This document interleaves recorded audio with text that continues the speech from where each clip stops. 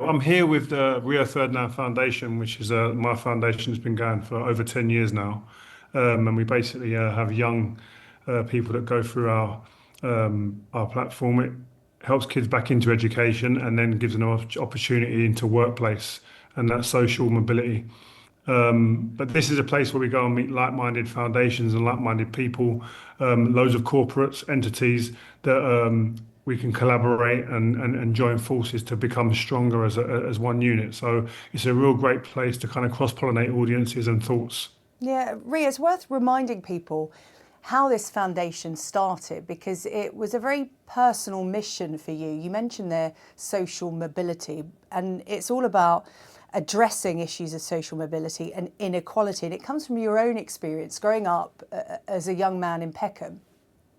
Yeah, I'm from a council estate in Peckham, and obviously there are some hardships that come with that, and some of the best times in my life as well. So it was a lovely balance in that sense. But my mum was the inspiration behind it. She was somebody who took community straight in her stride and was always someone that was first with her hand up to help others within the community. And so when I got to a place in through football where I knew that I had the ability to have some leverage with decision makers and being able to make impact with people, starting a foundation and trying to impact young people's lives was a no-brainer for myself. Yeah. You mentioned three key things there: a good community, a good Mm, mum, having a yeah. good parents, and football. Football was your route out of that council estate. What opportunities do you think were open to you if you didn't have football? And do you think there are better opportunities now? Or, when you think about the cost of living, social mobility, housing inequality, do you think in some respects the UK has gone backwards?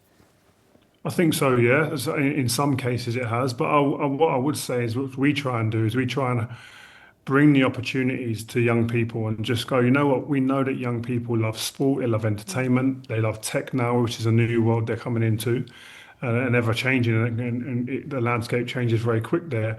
We're here to open their eyes that there's more than the person you see at the front and center, i.e., the footballer, the singer, the founder. There's so many different layers of opportunities within those industries that we want to expose these young people to, and which then that you see there's more opportunities for them young people. And I think I didn't have that growing up. I had football, which I was very lucky that I loved the game that enabled me to get an opportunity to come out. But if I didn't play football, where would I have gone? I don't know. And fortunately for me, I didn't have to go down that road. But I think there are opportunities for young people, but I think we're not great at showing them where those opportunities lie and what they need to do and the processes they need to go through and where's the pathway to get to that end goal.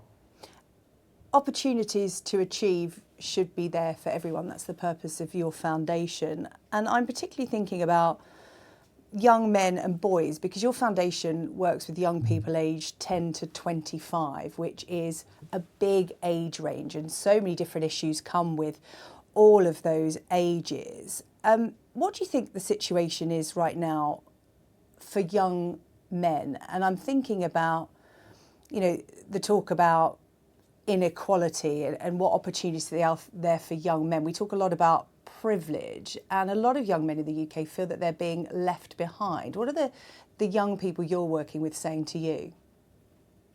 Yeah, I think until they come into our kind of courses and our framework, that is kind of a common kind of theme. Um, but I just feel it's because people aren't exposed to it, and I think that there are really good initiatives out there. Yes, it is grim in some places, but there are opportunities for people.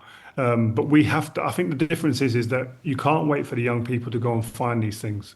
It's more about we have to go into those areas. We have to go into those places where people need the help, the focus, the consistency, the application, and the know-how to be able to put it in the palms of their hands for them to go forward. And I think that that's the duty of care from the government, from schools, the curriculum, the people that live within those areas that are the leaders in those areas, and the youth leaders, etc. And I think it's so important, and I think it's like that's why I feel the government need to fund schools. They need to fund the right entities that are going to be able to go into these areas where the young people are there to really give them a helping hand now more than ever. Your foundation, as you said, has been going for over a decade now. Yeah. What do you think the challenge is facing young people are? How have they evolved over that time? We've seen the explosion of technology and social media in that time, a conversation about mental health. You have young children yourself, a whole age range from, late teens to younger.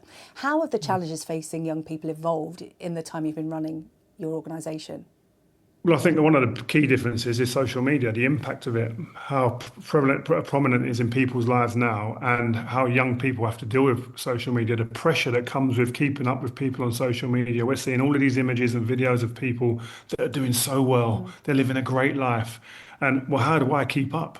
And it's managing those expectations of the young people as well, and really bringing it down to realism, and really boiling it down to, do you know what it takes to be successful and to have a life where you can take care of your own family and be responsible and independent? It takes hard work, it takes consistency, and it takes a long bloody time. And Rio, as we're talking about inspiring young people, a final question on someone who's inspiring young and old alike, to be fair.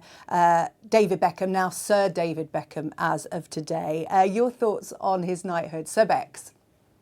Sir Bex, man, listen, I'm proud of what he's achieved, and listen, I don't know many people, let alone footballers, that put in the hours and the time and consistency. What I was talking about for regards to kids from my foundation, but he's a shining light of that consistency, that work ethic, and really kind of upholding high standards on a daily basis. And so for him to become a sir, I think for me it was only a matter of time before that happened, because he's been a symbol of success, inspiration, aspiration for many as well, in many different ways, not just as a footballer.